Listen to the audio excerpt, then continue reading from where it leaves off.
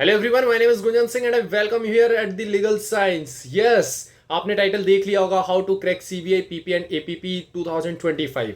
बहुत लोगों के मैसेजेस आ रहे थे, कमेंट सेक्शन के अंदर कमेंट आ रहे थे कि सर एक वीडियो बना दीजिए, इसको हम किस तरीके से प्रिपेयर करें, एपीपी एग्जाम के लिए किस तरीके से प्रिपरेशन करें, पीपी एग्जाम के लिए किस तरीके से प्रिपरेशन करें। और यहाँ पर इस वीडियो के अंदर मैं इन डिटेल डिस्कस करने वाला हूँ कि इस एग्जाम के लिए आपको किस तरीके से प्रिपरेशन करनी है। क्योंकि कोई भी कॉम्पिटेटिव एग्जाम होता है, अगर हम उसकी एक स्ट्रेटेजी बना लेते हैं, एक प्लानिंग कर लेते हैं, तो हमारे लिए प्रिपरेशन करना बहुत आसान हो जाता है। तो मैं इस वीडियो के अंदर इन डिटेल वो सारी चीजें डिस्कस करूंगा, जिससे आप ड्यूरिंग प्रिपरेशन कोई कंफ्यूजन नहीं रहेगा, कोई स्ट्रेस नहीं रहेगा। आप फ्री माइंड होकर अपना टारगेट सेट कर पाएंगे और उस एग्जाम को क्रैक कर पाएंगे इजीली, राइट। तो वीडियो शुरू करने से पहले मैं आपको बता दूं कि अगर आपने अभी तक मेरे यूट्यूब को सब्सक्राइब नहीं किया है तो इसको सब्सक्राइब कर लीजिए और बेल आइकन को जरूर प्रेस कर दीजिएगा, क्योंकि जब भी कोई भी नया वीडियो मेरा अपलोड होगा आप तक उसका नोटिफिकेशन पहुंच जाएगा। और लाइक जरूर कीजिएगा, जिससे मेरा कॉन्फिडेंस, मेरा मोटिवेशन भी बना रहे और मैं आपके लिए इस तरीके से वीडियो बनाकर लाता रहूं। चलिए स्टार्ट करते हैं आज का डिस्कशन। आज का हमारा जो डिस्कशन है वो पीपी एग्जाम के लिए और एपीपी एग्जाम के लिए। अभी रिसेंटली नोटिफिकेशन आया और सीबीआई ने ये रिक्रूटमेंट जो थी उसका वैकेंसी निकाला है। एपीपी के लिए 19 वैकेंसी है और पीपी के लिए 25 वैकेंसी है। तो अगर कोई भी एग्जाम होता है, कोई भी कॉम्पिटेटिव एग्जाम XYZ, उसके प्रिपरेशन करने से पहले हम देख लेते हैं कि उसका सिलेबस क्या रहता है। हमें सिलेबस जैसे ही पता लगता है, देन उसके बाद में हम क्या देखते हैं, हम देखते हैं कि सिलेबस तो हमें पता लग गया, अब किस तरीके के क्वेश्चंस आ रहे हैं, मींस दैट कि उस एग्जाम में किस तरीके की आस्किंग, उस एग्जाम की रिक्वायरमेंट क्या है। तो हमें सिलेबस पता लग गया और अगर उसकी रिक्वायरमेंट हमें पता लग गई तो हम उसको हिट कर पाएंगे, मींस दैट कि उसी डायरेक्शन में हम प्रिपरेशन कर पाएंगे ताकि उस एग्जाम को क्रैक कैसे करें। तो उसी के अकॉर्डिंग हम स्टेप बाय स्टेप डिस्कस करते हैं इस एग्जाम को हम इजीली कैसे क्रैक करें। तो देखिए, सबसे पहले हम देखेंगे सिलेबस। अब अगर मैं सिलेबस की बात करूं तो यहाँ पर मेजर लॉज रहने वाले हैं। अभी सिलेबस आउट नहीं हुआ है इस एग्जाम का, लेकिन जो लास्ट टाइम जो एग्जाम होता 2023 के अंदर, राइट, तो वहां पर जो सिलेबस था उसी के अकॉर्डिंग अगर हम डिस्कशन करें तो यहाँ पर मेजर लॉज हैं। मेजर लॉज के अंदर कौन से एक्ट थे? द कॉन्स्टिट्यूशन ऑफ इंडिया था, इंडियन पीनल कोड था, इंडियन एविडेंस एक्ट था, and then code of criminal procedure था, कंपनीज एक्ट था और the code of civil procedure. अब यहाँ पर हमें क्या करना है, अब आईपीसी है वो अभी क्या बन चुका है, वो अभी बीएनएस बन चुका है, राइट। एंड देन अगर हम इंडियन एविडेंस एक्ट की बात करें तो इंडियन एविडेंस एक्ट अभी बीएसए बन चुका है। उसके अलावा सीआरपीसी अभी बीएनएसएस बन चुका है, भारतीय नागरिक सुरक्षा संहिता। बाकी सारा सिलेबस मेजर लॉज का सेम है। तो अभी हम क्या करेंगे कि जब सिलेबस अपडेट होकर आएगा, अब हमें नहीं पता कि आईपीसी भी आएगा, बीएनएस आएगा, या पुराने लॉज आएंगे या नए आएंगे, दोनों आएंगे। ये बहुत बड़ा मिथ बना हुआ, बहुत बड़ा कंफ्यूजन बना हुआ है। तो अभी के लिए हम इन सारे एक्ट को पोज पे रखेंगे, मींस दैट कि जो क्रिमिनल लॉज हैं उनको हम पोज पे रखेंगे। अभी हम इसकी तरफ फोकस नहीं करेंगे। क्यों नहीं करेंगे?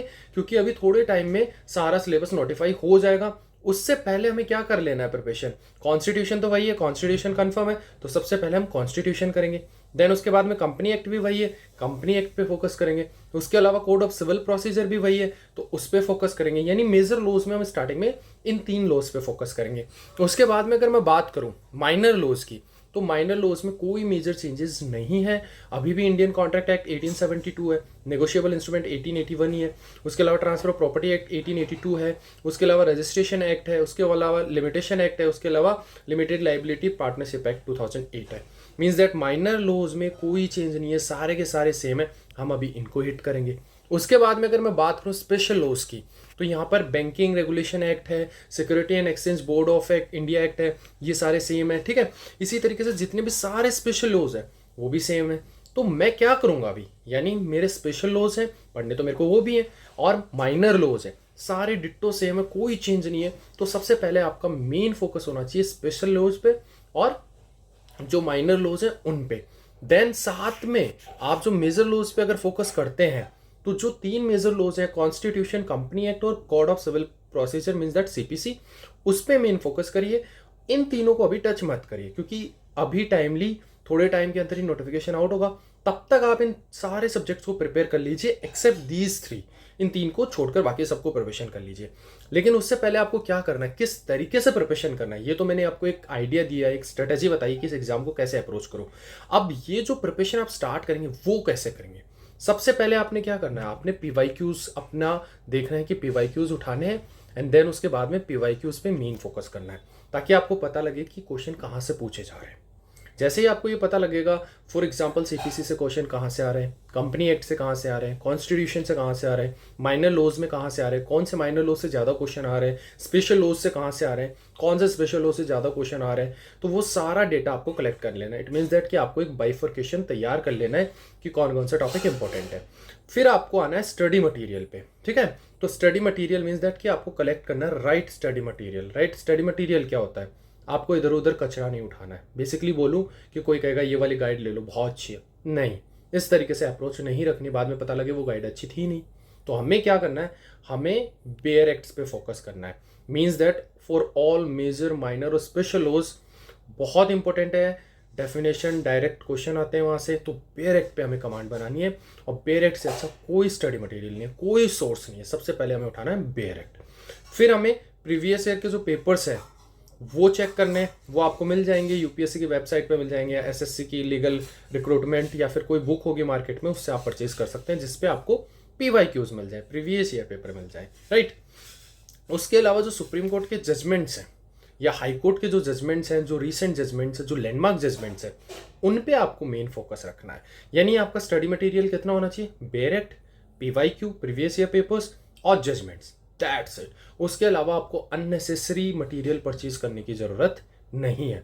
ये आपका स्टडी मटेरियल है, ये इनफ है इस एग्जाम को क्रैक करने के लिए। इधर उधर आपको नहीं दौड़ना है, राइट। तो आप क्या करेंगे, अब आपका गोल सेट है, आपके पास स्टडी मटेरियल है और आपके पास क्या है, आपको सिलेबस पता है, ये मेरा सिलेबस है, और आपको पीवाईक्यूज आपने गो थ्रू किया, तो आपको ये भी पता लग गया कि कौन सा सेक्शन इंपॉर्टेंट है, कौन सा टॉपिक इंपॉर्टेंट है जो मेरे को कवर करने हैं।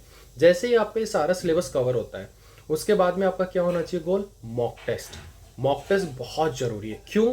क्योंकि मॉक टेस्ट से आपको अपनी वीकनेस पता लगेगी कि आप कहाँ लैग कर रहे हैं, कौन से टॉपिक को आपको फिर से रिवाइज करना है, कौन से प्रोविजन को आपको फिर से रीड करना है, या फिर कोई ऐसा बेयर एक्ट जो आपको बिल्कुल ही समझ नहीं आया उस पर फिर से आपको कमांड बनानी है, ठीक है।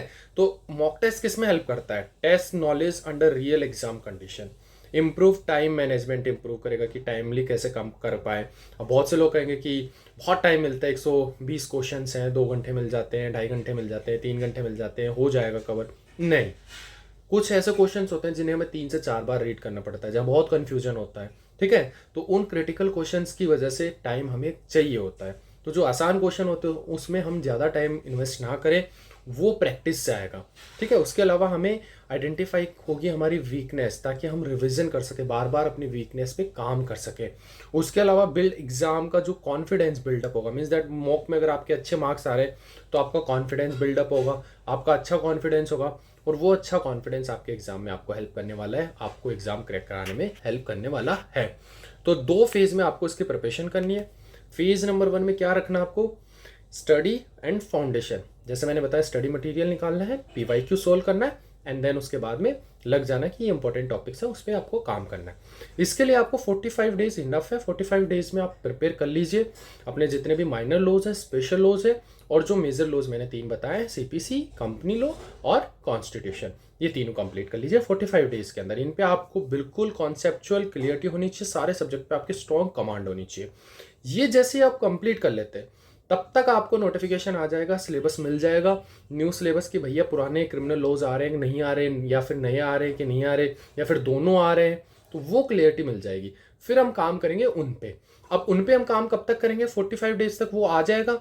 उसके बाद में हम काम करना शुरू करेंगे उन पे, तो उनको देंगे हम, मान लीजिए 25 डेज, मैक्स 25 डेज। 25 डेज में वो सिलेबस हम कवर कर लेंगे। उसके बाद में हम फेज 2 में चले जाएंगे।